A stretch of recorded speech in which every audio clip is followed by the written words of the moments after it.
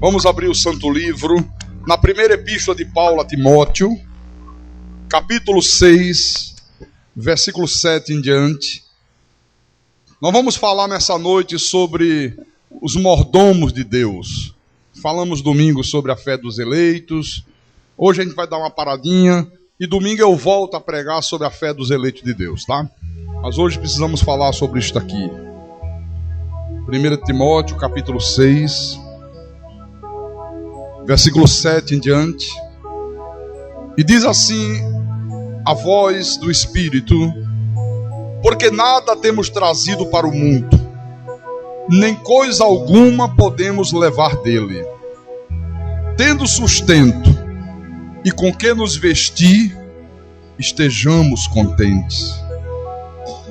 Ora, os que querem ficar ricos caem em tentação e cilada e em muitas concupiscências insensatas e perniciosas, as quais afogam os homens na ruína e perdição.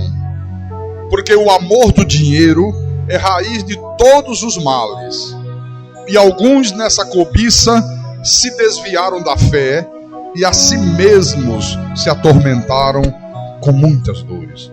Então vamos orar ao nosso Deus, para que o Espírito Santo fale à igreja, fale ao nosso espírito nessa noite. Oremos ao Senhor agora.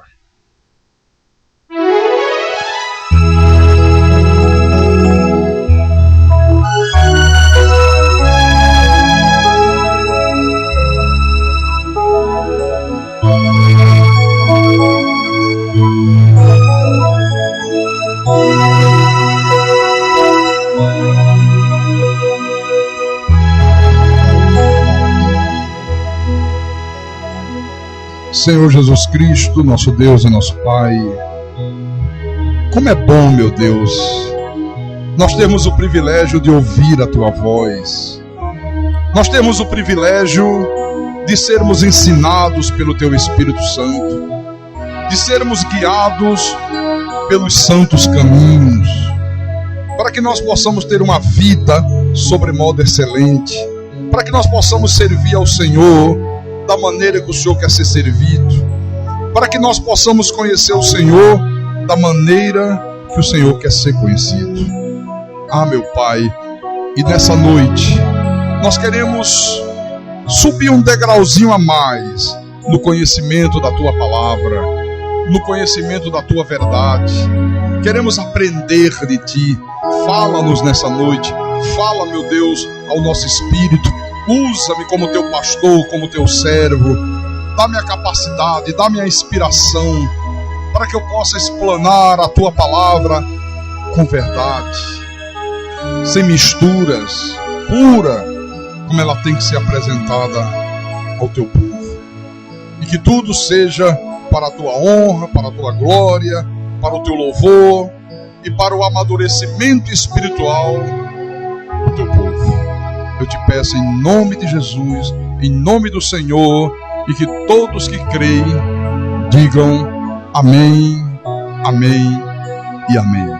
Então, meus irmãos amados e minhas irmãs em Cristo, veja que quando o Espírito Santo usou o apóstolo São Paulo para transmitir esse ensinamento aqui à igreja, Deus estava, na verdade, preocupado em alertar o seu povo, em alertar os seus eleitos, para que eles não se deixassem manipular pelos falsos mestres, que transmitem falsos ensinamentos, que tentam a todo custo induzir o povo de Deus a um espírito de ganância, a um espírito de avareza, a um espírito de usura, como nós temos presenciado nos dias de hoje. Agora preste atenção, a primeira coisa que Paulo faz aqui é chamar a atenção da igreja, é chamar a atenção daqueles que são verdadeiramente filhos de Deus, para o fato de que nada nós temos trazido para o mundo, nem coisa alguma podemos levar dele. É a primeira coisa. Quando nós nascemos nesse mundo, nós não trazemos nada. Quando você nasceu, quando eu nasci, nós não trouxemos nada. Nem uma fralda descartável, nem uma chupeta feita ali em Calcaia. Não trouxe de maneira nenhuma. Tudo já estava aqui nessa terra que Deus criou, porque tudo é de Deus, tudo é dele. Você lembra que nós já vimos em cultos passados, no Salmo 24, versículo 1, ele diz assim, Salmo 24, versículo 1, ao Senhor pertence a terra e tudo que nela se contém, o mundo e os que neles habitam. Então a terra e tudo que nela se contém é de Deus. Tudo pertence a Deus. Agora veja, se tudo pertence a Deus, é Deus que soberanamente vai confiando a cada um dos seus eleitos aquilo que é dele, aquilo que pertence a ele, para que cada um de nós tome conta, zele, administre aquilo que pertence ao Senhor, aquilo que é de Deus. Olha, e isso, meu irmão, Deus faz soberanamente, segundo a sua boa vontade, segundo o conselho da sua vontade. Você vê, Abraão foi um homem rico, Salomão, o homem mais rico da terra. Mas por outro lado, os apóstolos eram homens que não tinham nenhuma posse, eram homens que não tinham bens, eram homens de vida simples. José e Maria, né, era uma das famílias mais pobres de Nazaré. O apóstolo Paulo, o maior dos apóstolos, durante o seu ministério, ele dependia da ajuda financeira dos irmãos da igreja. Era um homem simples, era um homem que não tinha posses, que não tinha bens materiais. E é por tudo isso que o Espírito de Deus diz à igreja, tendo sustento e com que nos vestir, estejamos contentes. Então não é para ficar querendo ser rico como Abraão, não é para ficar querendo ser rico como Salomão, não, é para ficar contente com aquilo que Deus tem nos dado, com aquilo que Deus tem nos concedido.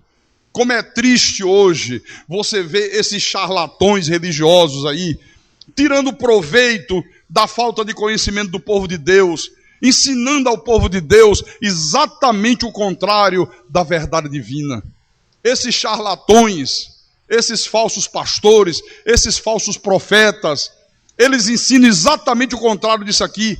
Eles dizem assim, não, você não pode aceitar viver a tua vida sem ter tua casa própria, você não pode aceitar não ter um automóvel, não, você tem que ter riqueza, você tem que correr atrás, porque a vontade de Deus é que os seus filhos sejam ricos. Olha o que é que eles ensinam. E aí, começo a citar o exemplo de Moisés. Olha aqui Moisés, olha. Moisés tinha muitas posses, Moisés tinha ouro, Moisés tinha prata. Aí cito o exemplo de Abraão. Abraão era um homem muito rico, Abraão tinha muitos rebanhos, Abraão tinha muitas propriedades. Cito o exemplo de Salomão.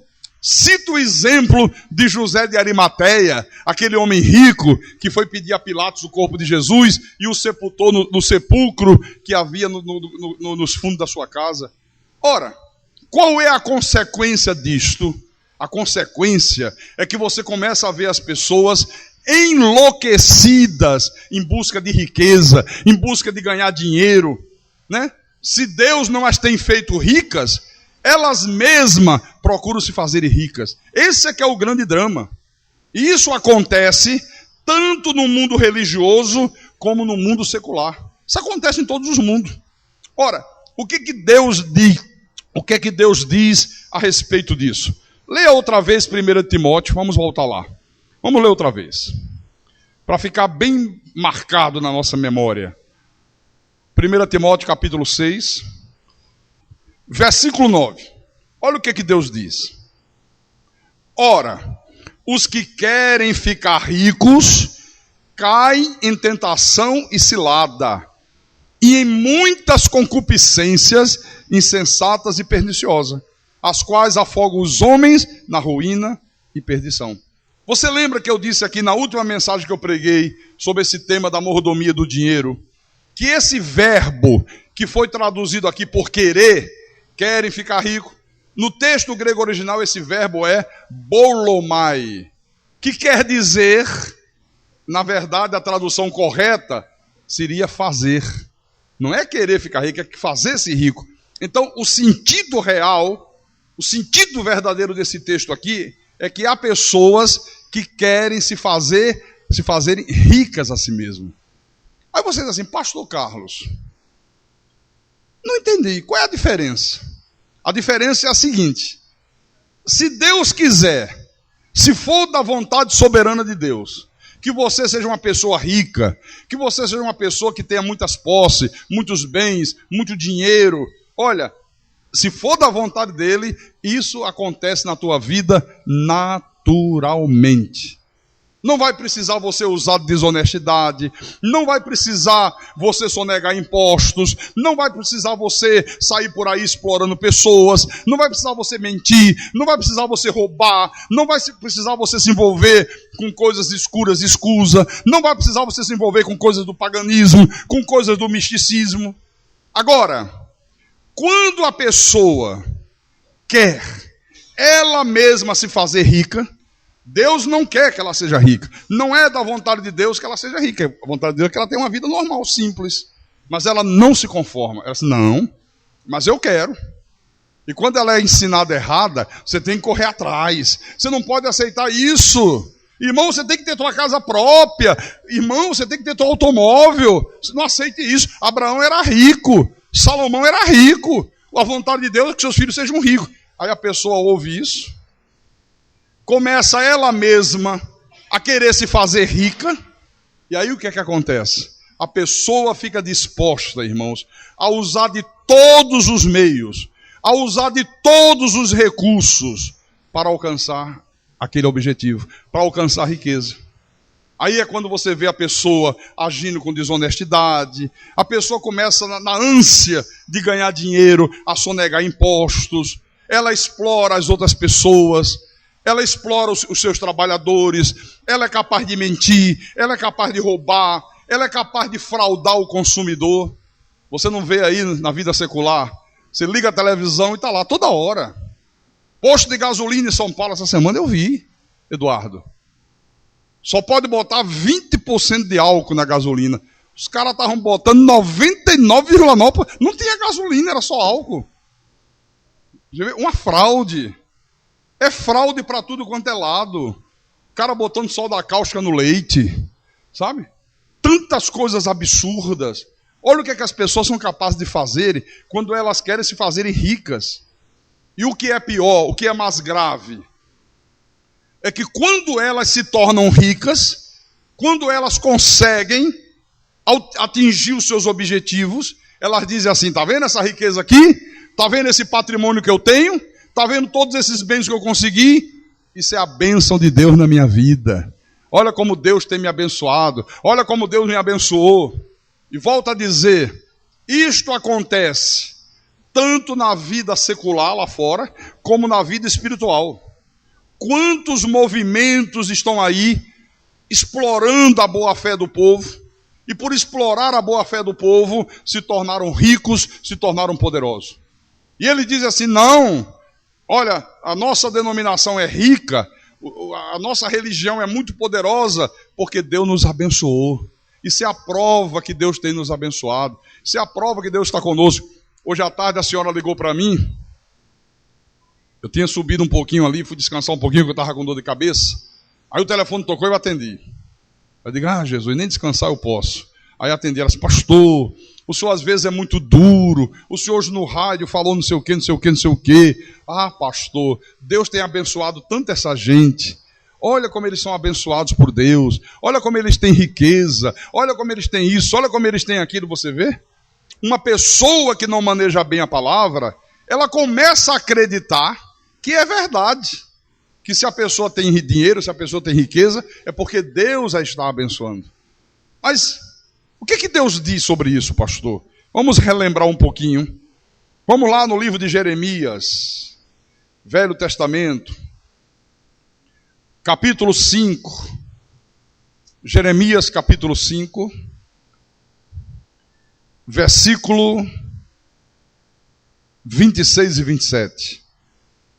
O Senhor diz assim, porque entre o meu povo se acham perversos, cada um anda espiando como espreitos passarinheiros, como eles dispõem armadilhas e prende os homens.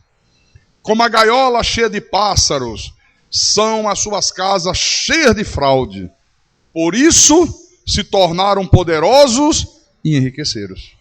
Ora, dizer, meu irmão, que para uma pessoa receber alguma coisa de Deus, uma coisa qualquer que ela esteja necessitando, às vezes a pessoa está necessitando de uma cura, às vezes a esposa que foi abandonada pelo marido, o marido que foi abandonado pela esposa, às vezes uma mãe e um pai que tem um filho nas drogas, e essa pessoa quer, ela anseia que Deus haja, que Deus reconstrua o seu casamento, que Deus liberte o seu filho das drogas, que Deus traga o marido de volta, reconstrua o casamento, e dizer para uma pessoa assim, que para Deus abençoar, ela precisa fazer um sacrifício trazendo R$1.000, isso é uma fraude. Isso é uma fraude, isso é uma covardia, isso é uma maldade sem tamanho. É tirar proveito da miséria do outro. É tirar proveito do momento de fraqueza do outro. Olha, as suas casas, as suas igrejas são cheias de fraude. Por isso se tornaram poderosos e enriqueceram. Não se tornaram poderosos e enriqueceram porque Deus abençoou, não. Por causa da fraude. Por causa da desonestidade. Um traficante de drogas, ele é riquíssimo. É porque Deus abençoou? Não, porque ele trafica droga. Porque ele destrói vidas. Ele não quer saber das consequências. Ele não quer saber quantas milhões de pessoas ele vai destruir com aquela cocaína. Ele quer ganhar o dinheiro que aquela cocaína dá para ele. Então está aqui, ó. Irmãos, a pessoa ter que pagar R$20 para assistir um pregador, assistir um sujeito dizer que vai pregar a palavra de Deus, e que vai orar, e que Deus vai curar, que Deus vai fazer, que Deus vai acontecer, isso é uma fraude. Isso é uma fraude. Não, vai ter uma concentração no ginásio, não sei das quantas, como eu já falei lá em Natal, esse sujeito chamado Marco Feliciano, da Assembleia de Deus, roda o Brasil inteiro fazendo isso. Aí bota lá 5.000 pessoas, cobrando ingresso R$20 de cada pessoa. R$20 de cada pessoa. Quanto dá 5.000 pessoas a R$20? Doutor Éricles, 100 mil? Hã? 5 mil reais, 100 mil reais. Aí sabe como é? Vou dizer a você como é. Eu sei que é assim. Porque eu conversei com quem estava promovendo isso. Não, pastor, é assim, ó. Ele cobra de acordo com o tamanho do ginásio. De acordo com a expectativa de público. Se o ginásio cabe 5 mil pessoas, ele diz assim, bom, é o seguinte, vamos fazer um acordo. O meu cachê é 20 mil. O mínimo você vai me pagar 20 mil para eu ir aí. Agora, dependendo do número de pessoas que der, eu quero 50% da arrecadação. Um exemplo, vamos supor que deu 1.000 pessoas. 1.000 pessoas a R$20, deu 20 mil, né? Aí o cara levou prejuízo, vai ter que dar os 20 mil do cachê dele, é o mínimo. Mas deu 5.000 pessoas, 100 mil. Então, em vez de você me pagar 20, você me dá 50. Isso é uma fraude, irmãos. Isso é uma fraude.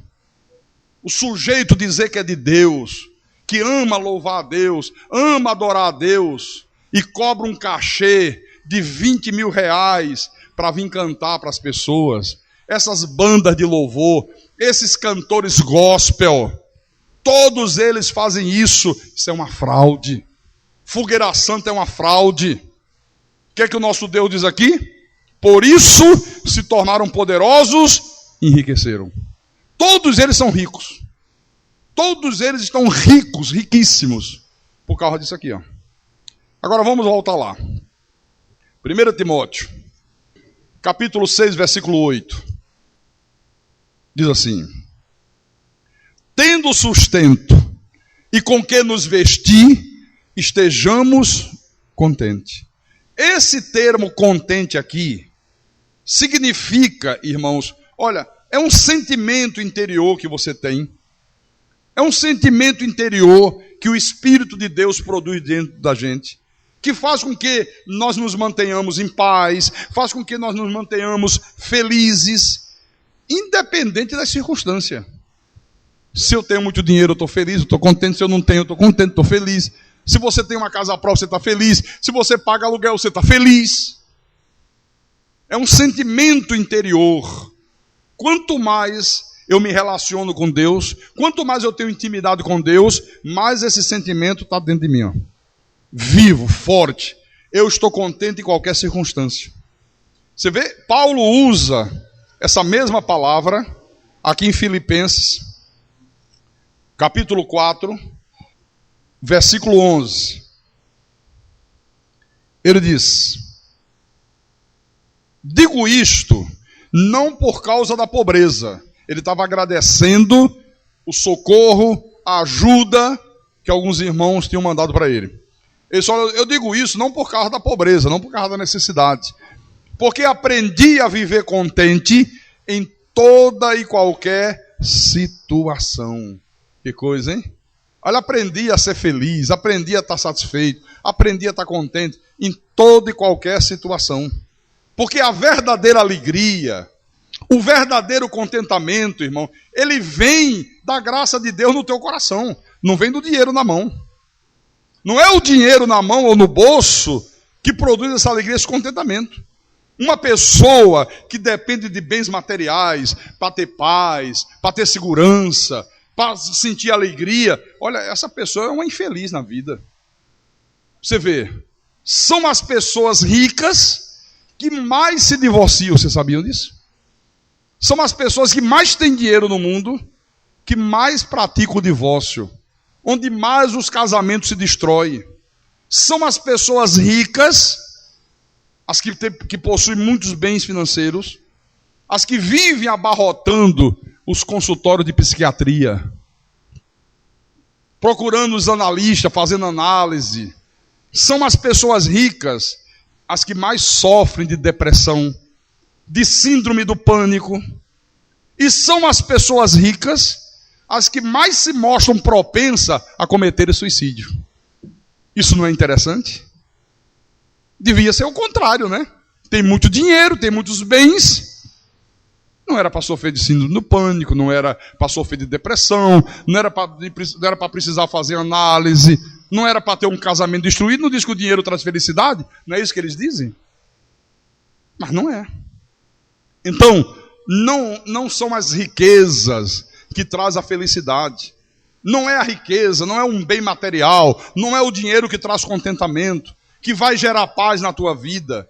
O que gera paz, o que gera contentamento é quando você tem uma vida de intimidade com Deus. Diga glória a Deus. Quanto mais intimidade eu tenho com Deus, mais eu tenho paz, alegria e contentamento na minha vida, independente das circunstâncias. Se a circunstância está boa, eu tenho paz, tenho alegria, tenho contentamento. Se não está boa, eu tenho paz do mesmo jeito. Estou feliz do mesmo jeito. Nada me abate, nada me deprime. Eu não fico com angústia, eu não entro em depressão. Agora, quando não se tem uma vida de intimidade com Deus, pode ter todo o dinheiro do mundo. Você não tem paz, você não tem alegria, você não tem felicidade, você não tem contentamento. Amém? Bom, dito isto, eu quero alertar a igreja sobre alguns pecados que rondam a vida do cristão. Eu quero falar de 2 pecadinhos que um eleito de Deus não pode permitir que essas coisas encontrem lugar na sua vida. Não pode. Primeira coisa, qual é o primeiro pecadinho, pastor? O pecado da avareza. Ah, como isso é terrível. Terrível, terrível, terrível. O que é uma pessoa avarenta? É a pessoa que é gananciosa. É aquela pessoa que cobiça sempre ter mais. Quanto mais ela tem, mais ela quer ter. É aquela pessoa que é insaciável. Insaciável por dinheiro, insaciável por bens materiais. Quanto mais ela tem, mais ela almeja ter. Já viu como é que a coisa é aí fora, né? E é exatamente por isso que ela procura tirar vantagem em tudo. Ela procura levar vantagem em tudo. Um cristão, um filho de Deus não pode ser assim. Os filhos do diabo, meus irmãos, é que são dominados por esses sentimentos malignos, por esse sentimento diabólico. Você veja, os líderes dessas seitas que proclamam a teologia da prosperidade, eles são um exemplo perfeito disso. Isso que eu estou dizendo, isso que eu estou falando. Olha o que Pedro diz aqui. Abre 2 de Pedro. Pedro diz assim, 2 de Pedro, capítulo 2, versículo 3. Pedro diz: também, movidos por avareza, farão comércio de vós, com palavras fictícias, palavras mentirosas. Para eles o juízo lavrado a longo tempo não tarda, e a sua destruição não dorme. Eles são dominados pela avareza. O que os domina, o que os dirige, o que os conduz é o espírito de avareza. E por isso eles fazem comércio com o povo de Deus. Eles são capazes de criar situações fraudulentas para tirar vantagem financeira da boa-fé das pessoas. Volto a dizer que uma pessoa, para ela receber de Deus uma bênção, para ela receber de Deus uma cura, para ela receber de Deus a solução de um problema de família, ela tenha que dar R$1.000, ela tenha que desafiar Deus, ela tenha que pegar os bens que ela possui e entregar na igreja. Olha, isso é uma fraude, irmão. Isso é uma fraude. Então, eles são capazes de fazerem qualquer coisa fraudulenta em proveito próprio. São capazes de qualquer coisa. Você sabe, Deus sempre denunciou essa gente. Por isso que lá no Velho Testamento, como nós lemos ainda há pouco, o Senhor já estava dizendo, são as suas casas cheias de fraude. Casas são as igrejas, os seus templos, falsas igrejas. Por isso, por causa das fraudes, se tornaram poderosos e enriqueceram. O verdadeiro servo de Deus, ele não frauda ninguém, ele não engana ninguém. O verdadeiro servo de Deus, ele não faz comércio com ninguém, ele não procura tirar proveito pessoal com ninguém. Tinha, que ela já faleceu, uma tia, morava em João Pessoa, e ela um tempo frequentou esses movimentos estranhos aí, sabe? Depois saiu. E um dia ela disse para mim assim, olha, mas você tem razão, é uma vergonha. Ela só ia numa igreja aí, e toda sexta-feira o pastor reunia a turma para subir o monte. Gostam de subir monte, né, rapaz? É porque no monte eu acho que fica mais perto de Deus, ele diz, né? Aqui embaixo está distante, lá em cima, coisa diferente, né? Aí ele sobe os montes. Aí nós íamos fazer uma vigília. Aí ficava lá de 11 da noite até 2 horas da manhã, tal, né? E ela disse assim, toda vez o pastor profetizava. Eis que eu sou o Senhor que te fala, e vinha a profecia. Aí ela disse, aí começou a ir conosco, ela disse o nome do homem lá que eu não lembro agora, que é o homem dono de umas maiores empresas de ônibus do estado da Paraíba. Um homem muito rico, riquíssimo ele. Aí esse homem levaram ele para esse lugar, ele gostou e começou a ir. Daqui a pouco estava o homem subindo o monte. Mas quando o Vivaldino percebeu, o cara era rico, dono de uma empresa, aí que minha tia disse, olha, toda sexta-feira ele fazia assim, eis que eu sou o Senhor que te fala, meu servo, fica tranquilo, aquela geladeira duplex que você me pediu em oração, eu vou enviar um anjo para te entregar. Hã? Já tem um anjo escolhido. Acho que na primeira vez o homem ouviu, né? Disse, puxa, Deus falou. Providenciou uma geladeira duplex pro cara, ó. O cara era rico, né? Achou que... Acho que na outra sexta ele, meu servo, aquela TV de LCD, de plasma, de 50 polegadas, fica tranquilo que um anjo vai levar na tua casa. E toda vez que o empresário ouvia aquilo, ele dizia, poxa, deve ser eu, esse pessoal aqui não tem condições financeiras, Deus deve estar mandando eu dar, eu sou o anjo. Aí o cara ia e dava a televisão. Aí chegou um dia e disse assim, meu servo, aquele apartamento na praia de Tambaú, que você tanto vem orando, fica tranquilo que um anjo vai levar para lá. O cara disse, epa, meu Deus do céu, daqui a pouco o cara me toma a empresa. Você vê? É assim. É fraude em cima de fraude. Isso é terrível, não é? Viu? O verdadeiro servo de Deus não faz isso. Veja o exemplo do apóstolo Paulo. 2 aos Coríntios, capítulo 7, versículo 2. Paulo disse assim, 2 aos Coríntios, capítulo 7, versículo 2. Acolhei-nos em vosso coração. A ninguém tratamos com injustiça, a ninguém corrompemos, a ninguém exploramos. Pessoal, nós não exploramos ninguém. Como eu tenho medo disso. Como eu tenho cuidado com isso, você sabia? Às vezes eu até me reprimo assim, sabe? Porque eu tenho o maior medo do mundo da pessoa interpretar mal as coisas. Às vezes a pessoa até quer fazer, eu digo, não faça. Sabe, para amanhã não gerar um mal entendido, achar, poxa, peraí, será que não está querendo me explorar? Não, eu tenho Deus que me livre disso. Aqui mesmo, na segunda epístola aos Coríntios, no capítulo 12, versículo 17 e 18, Paulo disse assim: porventura vos explorei por intermédio de algum daqueles que eu vos enviei? Olha que coisa, porventura eu explorei vocês? Eu enviei pastores, eu enviei mensageiros, por acaso eu mandei algum deles explorar vocês, arrancar os bens de vocês, tirar proveito de vocês em meu benefício? No versículo 18, roguei a Tito e enviei com ele outro irmão. Porventura, Tito vos explorou? Acaso não temos andado no mesmo espírito? Não seguimos nas mesmas pisadas? Olha, e eu faço isso, viu? Quem é pastor da igreja, eu não permito que fique pedindo coisa um, coisa outro, coisa outra. Eu digo, não, aqui não. Não faça isso. Se fizer, meu irmão, e eu souber, olha, vai levar uma chamada. Não pode. Não pode. Se precisa de alguma coisa, conversa comigo, vamos ver. Porque senão, se dirige a um, se dirige a outro, se dirige a fulano, se dirige a Beltrano. Daqui a pouco pega o gosto. Aí não quer parar mais nunca, está aqui, ó. Paulo não permitia isso. Aqui, no capítulo 2 dessa mesma epístola, 2 Coríntios capítulo 2, versículo 17, ele disse assim: porque nós não estamos, como tantos outros, mercadejando a palavra de Deus.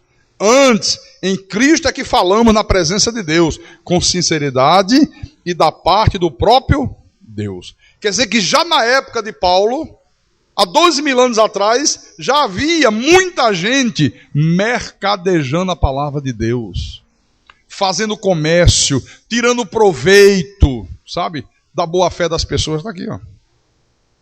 Amém, irmãos? Bom, um outro pecado que faz parte da vida diária dos ímpios, que faz parte do caráter dos filhos do diabo, e que não pode estar presente na vida de um cristão, é o pecado da mentira. É outra coisa. Por exemplo, uma pessoa que devolve para Deus apenas uma parte do valor real do seu dízimo, essa pessoa está mentindo para Deus. Eu conheci um empresário lá em Recife. Ele era um grande empresário da igreja presbiteriana, né? Aí ele disse assim: pastor, é o seguinte, o dízimo que eu dou na igreja dá para pagar o aluguel. Era uma igreja pequena de um bairro que ele morava, dá para pagar o aluguel, dá para pagar a luz. Eu digo, meu dízimo é R$2.000. Eu digo, puxa vida, esse cara é um empresário, eu conheço a empresa dele. Aí eu disse assim: ô Norato, deixa eu te perguntar uma coisa. Você dá 2.000 de dízimo? Ele disse, é. Rapaz, tu é um empresário muito bem sucedido, teu dízimo é 2.000? Ele disse, não, peraí, deixa eu explicar para o senhor. A minha empresa dá de lucro por mês mais de R$40.000. Mas eu estabeleci um prolabore, mais de R$40.000 não. Dá de lucro por mês, era mais que 40 mil. Era um lucro extraordinário, eu não lembro agora, me perdoe. Ele disse, eu estabeleci para mim um prolabore de 20.000. Tipo assim, o que eu ganho é mais de 100.000, mas eu estabeleci que o meu salário é 20.000. Aí eu dou o dízimo no meu salário, né? O lucro é da empresa, não é meu. Olha só. Isso é mentir a Deus. É mentir ao Espírito Santo. Há pessoas que mentem quando dão as suas ofertas a Deus e dizem que estão dando o melhor, quando na realidade estão sendo avarentas. Quem pode dar o melhor? Vamos lá. Qual é a melhor oferta que você pode dar domingo? Aí, não, eu posso dar R$20. E às vezes a pessoa podia dar 100, podia dar 50. Está mentindo. Que ela acha que R$20 é o suficiente, está bom demais. Entendeu? Ela diz que está dando o melhor para Deus. Um dia uma senhora me procurou lá em Recife. Ela tinha frequentado a nossa igreja durante muito tempo, muitos anos. E de repente sumiu. E ninguém tinha notícia, tinha mudado de endereço, mandamos visita na casa dela, saber se estava doente, saber se estava com algum problema, se nós podíamos ajudar em alguma coisa. Ninguém sabia da notícia da mulher. Evaporou. Depois de muito tempo ela apareceu na igreja. Aí veio falar comigo, chorou. Pastor, estou numa situação tão difícil. O senhor sabe que eu tenho uma vida muito boa, né, pastor? Olha, eu tinha 2 automóveis, eu tinha não sei quantas linhas de telefone, naquela época que o telefone valia dinheiro, né? Olha, pastor, eu tinha um salário muito bom. Pastor, perdi meu emprego, perdi isso, perdi aquilo, perdi tudo. E ela diz, mas hoje eu estou consciente que tudo isso que aconteceu comigo, que eu estou hoje nessa situação de penúria, porque eu não honrava a Deus como Deus merecia ser honrado. Ela disse assim, pastor, eu estou falando, mas ela falando isso com lágrimas nos olhos, chorando copiosamente. Ela disse, pastor, durante o tempo que eu estava aqui na igreja, eu honrava mais o meu filho do que a Deus.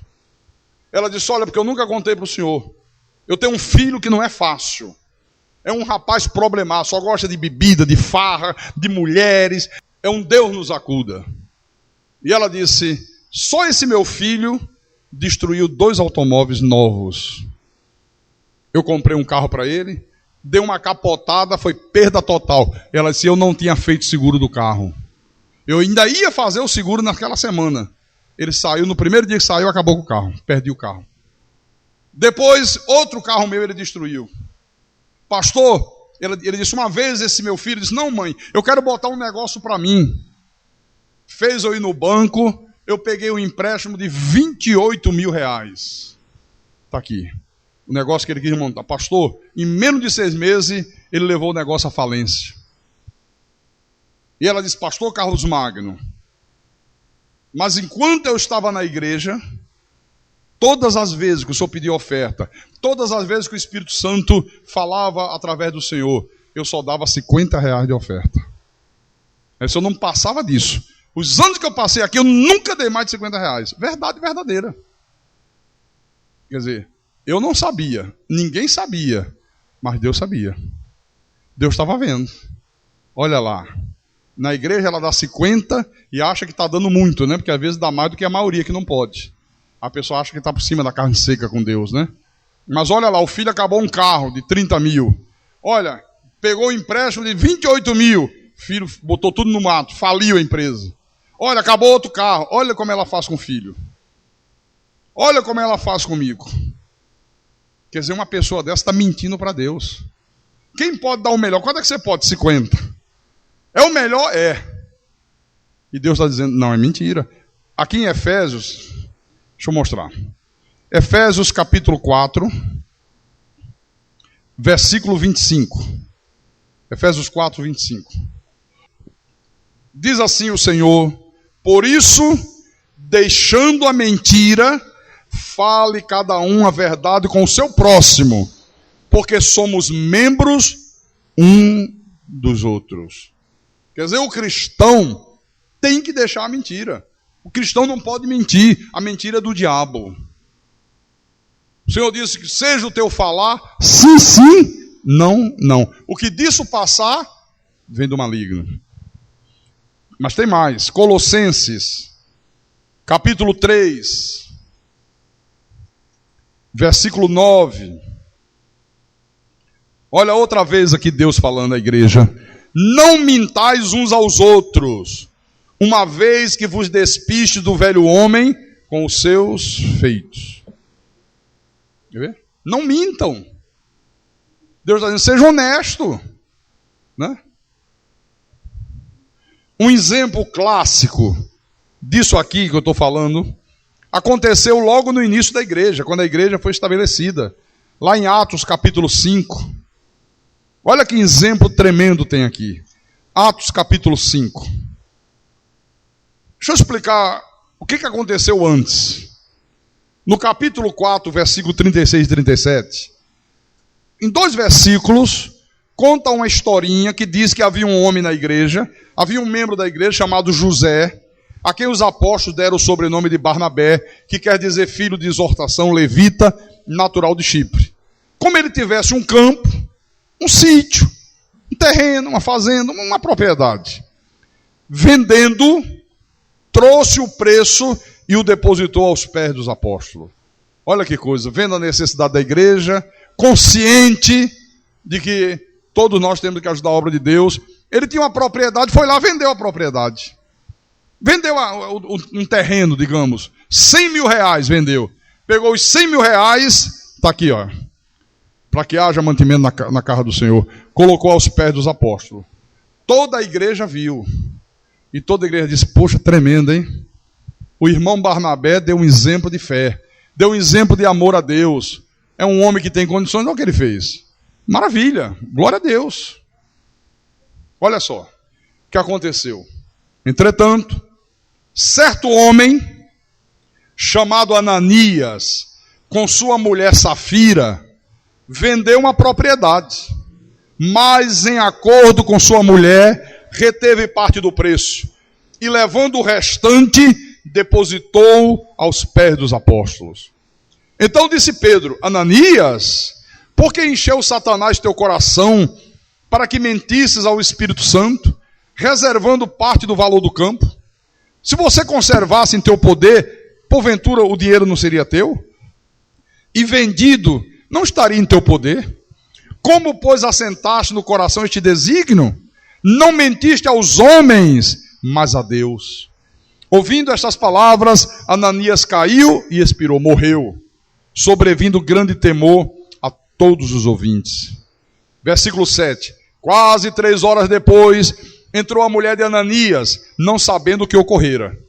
Pedro se dirigiu a ela e perguntou, me diga uma coisa, vocês venderam por tanto aquela terra? Ela respondeu, sim, por tanto. Aí Pedro disse, por que você entrou em acordo para tentar o Espírito do Senhor? Eis aí a porta, os pés do que sepultaram o teu marido, e eles também te levarão. No mesmo instante, caiu ela aos pés de Pedro e morreu. Deixa eu explicar isso aqui.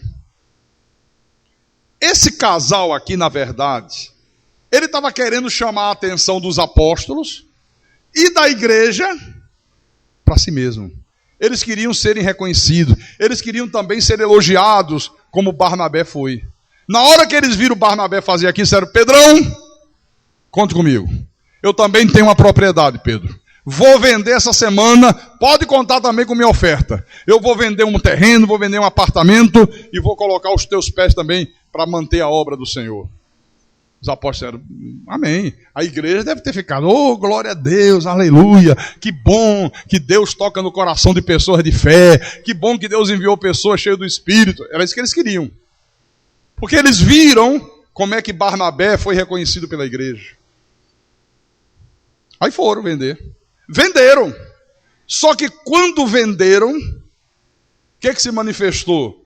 O espírito de avareza, o espírito de usura, o espírito de cobiça.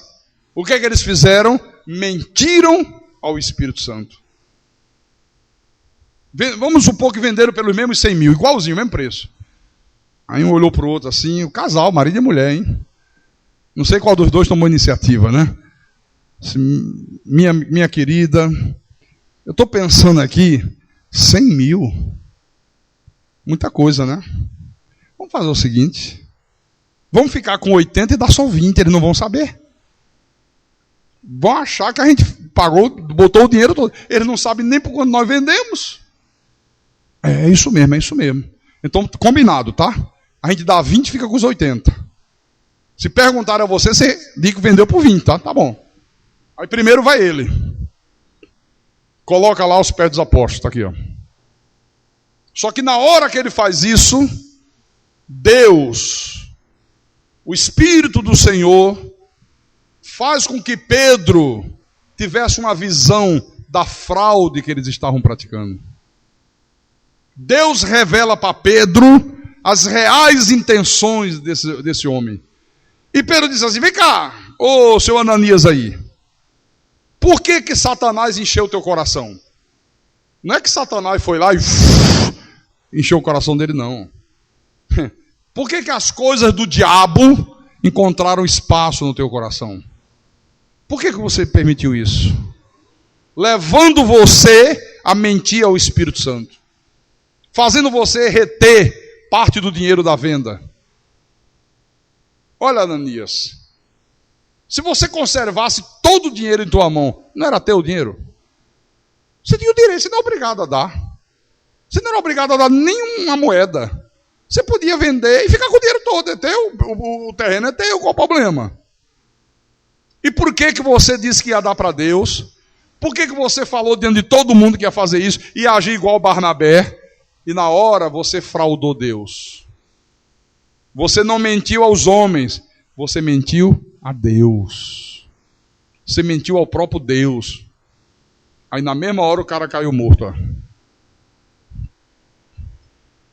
Irmão, eles retiveram parte do dinheiro da venda, levaram o restante lá, querendo passar a ideia de que tinham dado todo o dinheiro do bem, para ter o mesmo louvor, a mesma honra que Barnabé estava recebendo da igreja.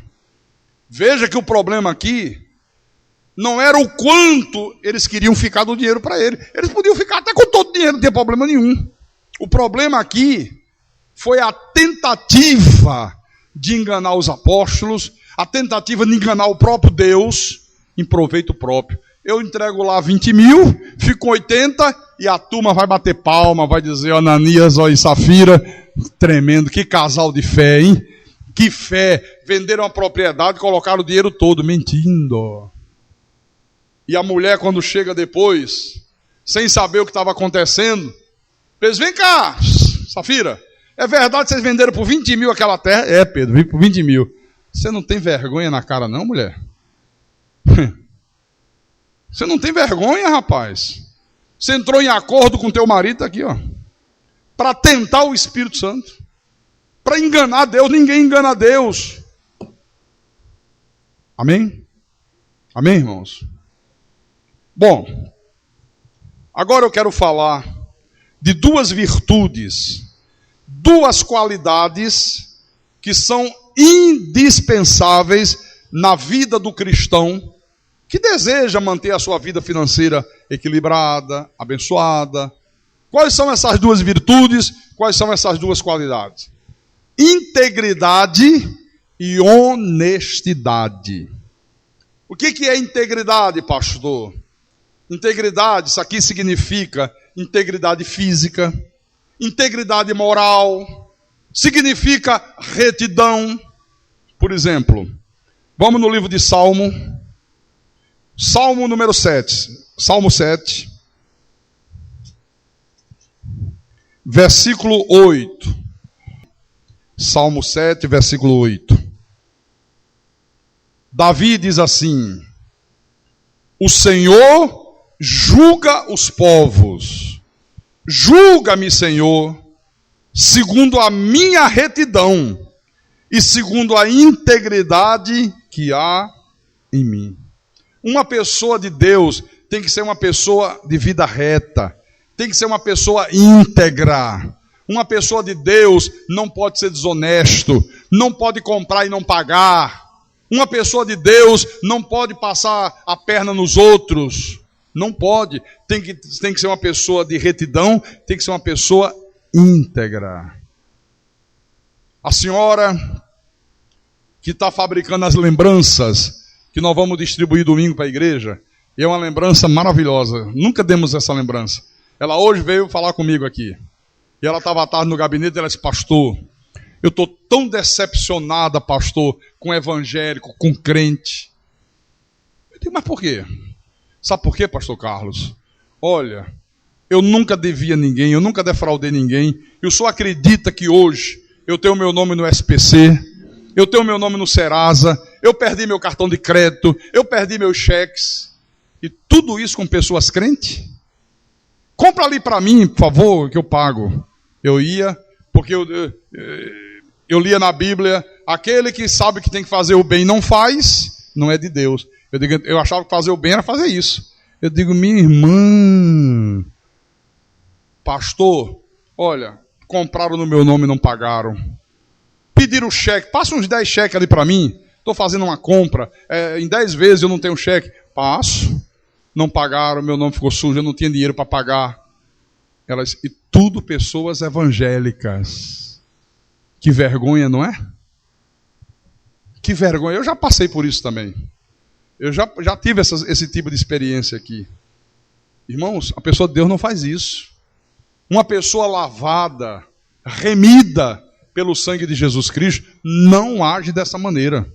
Mas não faz isso de maneira nenhuma, de jeito e qualidade. Uma pessoa que faz isso não é de Deus, é do diabo. Mas não faz mesmo. Viu? Eu já contei aqui à igreja. Há muitos anos atrás, eu comprei uma caminhonete D20, cabine dupla naquela época. E aí quando eu comprei na concessionária, eu disse assim, puxa, para a vendedora que me vendeu, né? Eu digo, vem cá. Eu queria botar uma capota na carroceria, aquela de fibra de vidro. Que às vezes as crianças querem ir lá atrás, os meninos eram pequenos, né? Aí eu queria botar, que ela fica fechada, eles vão ali, mas eu queria com uma janelinha que se comunicasse com a cabine. Aí ela disse, pastor, eu vou indicar aqui na frente da nossa concessionária. Olha, tem uma fábrica de capotas. Vá lá, o irmão é crente, é evangélico. Ele é líder da Adonep, Associação dos Homens de Negócio do Evangelho Pleno. É um grupo de ricos que só faz a reunião em hotel. Não vem à igreja não, é nos hotéis. Sabe? Para só ir rico. Aí tá bom. Saí dali, atravessei a rua, fiz o retorno, parei lá, o cara estava, conversei com ele, um senhor de seus 60 anos por aí. E eu contei para ele, disse, não, pastor, tudo bem, pode deixar. O senhor quer assim, né? É dessa maneira. Tá bom. O senhor deixa a caminhonete aqui, amanhã à tarde está pronto. Tá bom. Deixei o carro lá, peguei um táxi e fui embora. No outro dia eu fui lá pegar a caminhonete. Estava com a capota, mas quando eu entrei, que eu olhei, eu digo, cadê a janelinha do vidro? Para eu poder abrir aqui e falar com os meninos. Não tinha. Aí eu fui lá, falei com um dos empregados, eu digo, vem cá, não é essa capota que eu quis. Eu disse a ele que eu quis. Pastor, deixa eu falar uma coisa para o senhor. Mas o senhor não fala nada, senão eu perco meu emprego, hein? Ele vai dizer para o senhor que não tem essa capota. Mas tem. É porque essa aí estava aí encalhada, é um modelo antigo, a turma só quer essa nova, e ele disse, não, bota essa aí mesmo pro pastor, deixa comigo. Aí eu digo, tá bom, deixa comigo. Aí eu fui lá, seu fulano, tá errado. Por quê? Vamos lá ver. Eu digo aqui, pastor, é o seguinte, é porque não tem mais esse modelo. Na Chevrolet não tem, na Ford não tem, em lugar nenhum tem mais dela. Eu digo, é mesmo? É. Aí eu disse assim, o senhor está mentindo. Aí, o senhor está dizendo que eu sou mentiroso? Estou. O senhor está mentindo. Não vou lhe dizer quem foi. O senhor tem mais de 200 funcionários aqui nessa fábrica. Já me disseram que essa capota aí estava lá encalhada. E o senhor disse, não, bota ela mesmo, deixa comigo que eu resolvo com o pastor. Entendeu? Achando que eu ia dizer, então tá bom, já que não tem. Pastor não entende nada, vai sair satisfeito, vai aceitar de qualquer maneira, né? Olha, o homem devia ter caído morto, igual o Ananias e Safira. Que pena que não caiu, viu? Devia cair logo duro na hora, viu? Mas ele ficou branco que o sangue desapareceu. Aí disse, não, pastor, desculpe, eu errei. Amanhã eu digo isso, e mais um dia eu fico sem carro. Não, o senhor pode dizer quanto é que está gastando de táxi que eu dou. Não tem mais conserto. Líder de movimento religioso, tá vendo? Né? Veja, por favor, o que Deus disse a Salomão aqui. Quando ele falou com Salomão não. Que quando falou com Salomão? Estou falando de riqueza, de prosperidade, de bens materiais. Estou falando de Salomão. Não. Aqui, em 1 de Reis, por favor. Primeira de Reis, capítulo 9. Porque quando se fala de Salomão, só se fala de riqueza, né? Que era o homem mais rico, que era isso, que era aquilo outro. Mas Salomão era um homem que tinha virtudes espirituais. Então, quando esse homem aqui acabou de construir o templo, ele tinha acabado de edificar a casa do Senhor. Aí Deus se dirige a Salomão, 1 de Reis 9, versículo 4, 5, e diz o seguinte: se andares perante mim, como andou Davi teu pai, com integridade de coração e com sinceridade, para fazeres segundo tudo que te mandei, e guardar os meus estatutos e os meus juízos, então confirmarei o trono de teu reino sobre Israel para sempre, como falei acerca de Davi teu pai, dizendo: não te faltará sucessor sobre o trono de Israel. Olha, se andares perante mim, como andou Davi teu pai. Com quê? Com jejum? Não. Ungindo a cabeça com óleo? Não. Com integridade de coração e com sinceridade. Um outro exemplo, que eu também acho maravilhoso, de integridade moral, de integridade espiritual, é o do patriarca Jó. No livro de Jó, capítulo 2, versículo 9. Jó passando por um sofrimento terrível, havia perdido todos os bens que ele possuía, era o homem mais rico do Oriente, de repente se transformou no homem mais pobre. E não perdeu apenas os bens materiais, não perdeu apenas a riqueza, perdeu a família, perdeu os filhos, até a casa do homem desabou. Quando ele está passando por esse sofrimento terrível, olha o que diz a esposa desse homem. Então sua mulher lhe disse: ainda conservas a tua integridade? Amaldiçoa a Deus e morre, rapaz. Olha, você já imaginou a própria mulher, tua própria esposa dizer isso para você? Você está passando por um problema, uma dificuldade, uma crise, e a mulher diz: você ainda consegue essa integridade? Você ainda vai permanecer vivendo uma vida reta, todo cheio de honestidade, todo cheio de coisa, por causa de igreja, por causa de Deus? Deve ser bobo, rapaz. Faz o que todo mundo está fazendo aí para sair dessa situação. Rouba, trapaceia, esquece esse negócio de Deus, de igreja. Isso não leva ninguém para frente. Amaldiçoa a Deus e morre. Jó não se rendeu àquela circunstância negativa daquele momento. Jó se manteve fiel a Deus. Mesmo a mulher dele instigando ele, a ele mudar de atitude para com Deus, para deixar Deus de lado, para não dar mais a mínima para Deus, esse homem se manteve fiel ao Senhor. Ele se manteve íntegro. Ele disse: não, a situação está difícil, perdi tudo, estou enfrentando séria dificuldade, mas eu vou conservar a minha vida íntegra diante de Deus. Hoje é coisa muito rara você encontrar pessoas íntegras. Como é difícil. O que você mais vê hoje são pessoas hipócritas. Gente de dupla personalidade. Gente que uma hora é uma coisa, outra hora já é outra coisa. Uma hora ama, outra hora odeia. Uma hora diz que é fiel, na outra hora já é infiel. É o que você mais encontra hoje, dentro das igrejas, eu estou falando, viu? Estou falando lá fora, não estou falando dentro das igrejas. Uma pessoa íntegra, ela não é dividida. Uma pessoa íntegra, ela não age com dupla personalidade. Ela não age com duplicidade de atitude. Uma pessoa íntegra, ela não finge, ela não faz de conta, ela não age com duas caras. Oh, coisa triste. É você ter uma pessoa que uma hora está rindo para você, na outra hora está fazendo careta nas suas costas.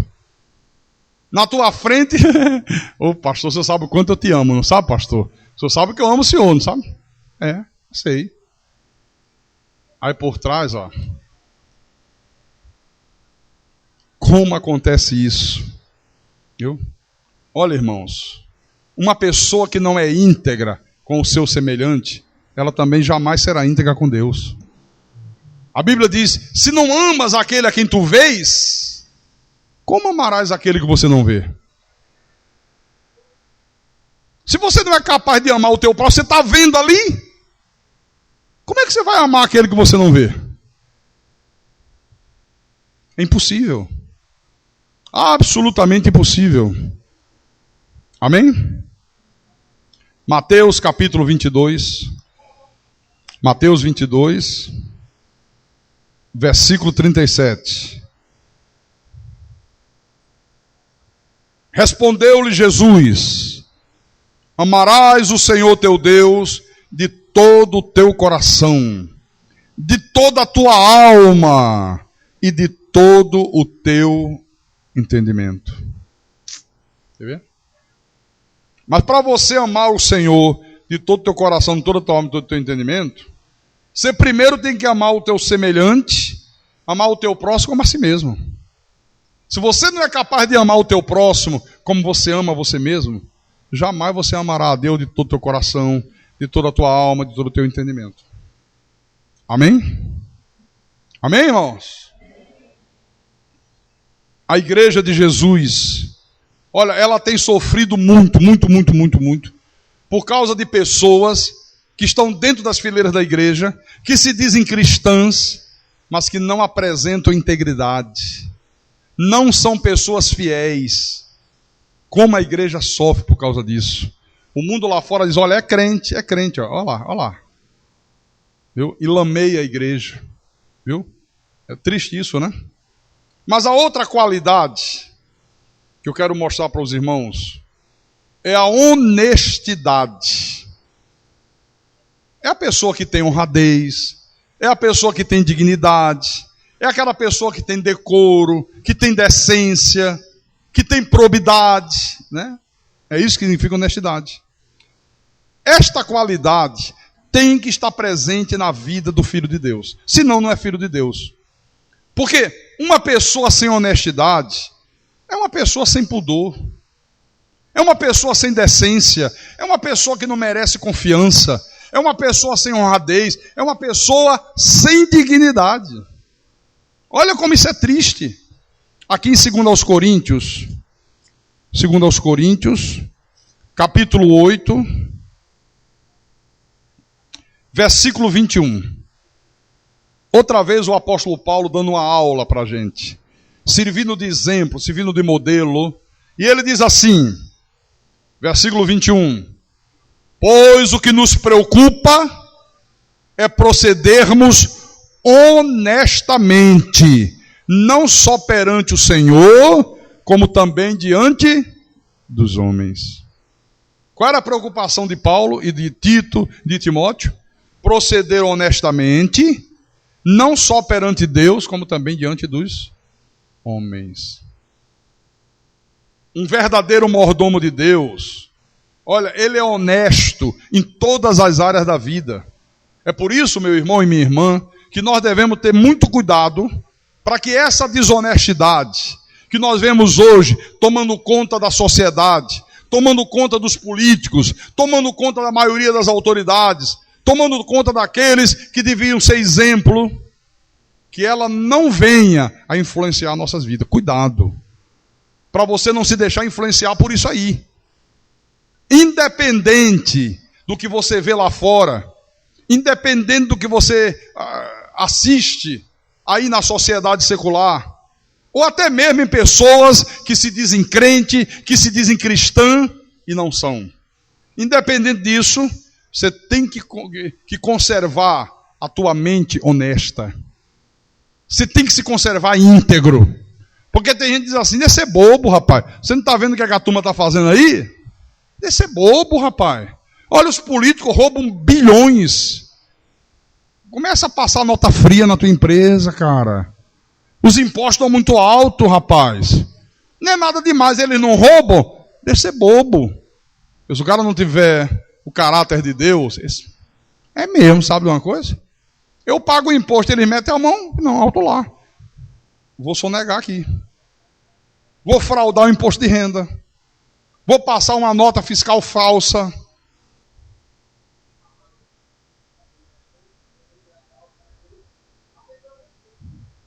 É mesmo, né? Olha só. O cara diz que é crente da Assembleia, aí recebeu uma nota de R$ 50 falsa. R$ 10? Tem nota de 10 falsa, é? Como os ladrões estão ficando vagabundos, hein, rapaz? O cara falsificar R$ 10, meu irmão.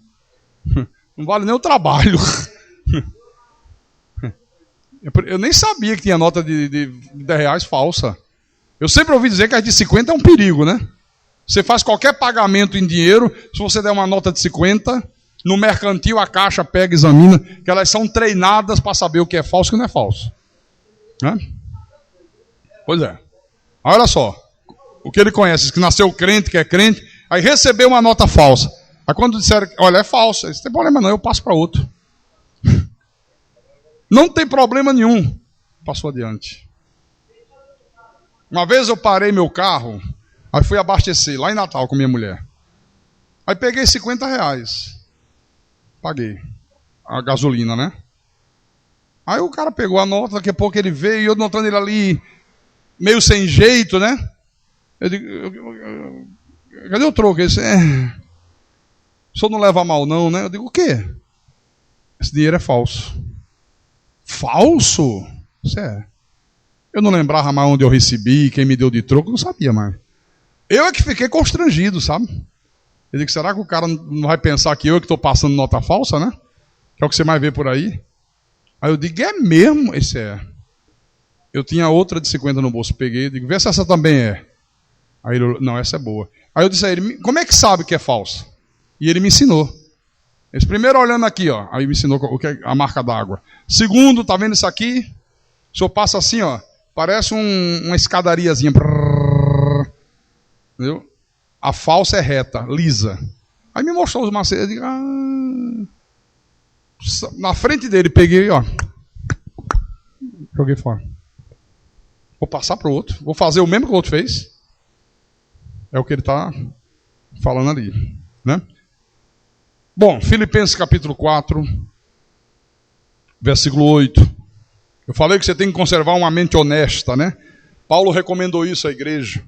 Ele diz, finalmente, irmãos, tudo que é verdadeiro, tudo que é respeitável, tudo que é justo, tudo que é puro, tudo que é amável, tudo que é de boa fama, se alguma virtude há, e se algum louvor existe, seja isso que ocupe o vosso pensamento. Está vendo? Quer dizer, manter uma mente honesta. O cristão verdadeiro, que ama a Deus de verdade, ele nunca vai fazer com que a aquisição de dinheiro seja a finalidade principal da sua vida. Nunca. Nunca, nunca, nunca, nunca, nunca. Ele sabe que a principal finalidade da sua vida é fazer com que a sua família seja abençoada, com que ele mesmo seja um homem abençoado, é fazer com que a sua vida seja uma fonte de bênçãos para ele, para a família. Se você faz do ganhar dinheiro a finalidade principal da tua vida, você arrebenta a tua família.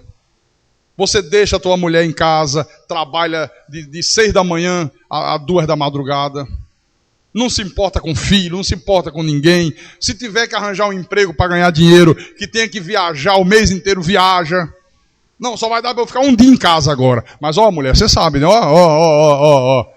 Vai ser a nossa independência. Está entrando grana. O cara nem pensa em nada. Aí quando acorda... Eu ia falar uma bobagem aqui tão grande que eu me arrependi. Eu ia falar quando acorda a mulher está com outro. Não, só se for desonesta, né?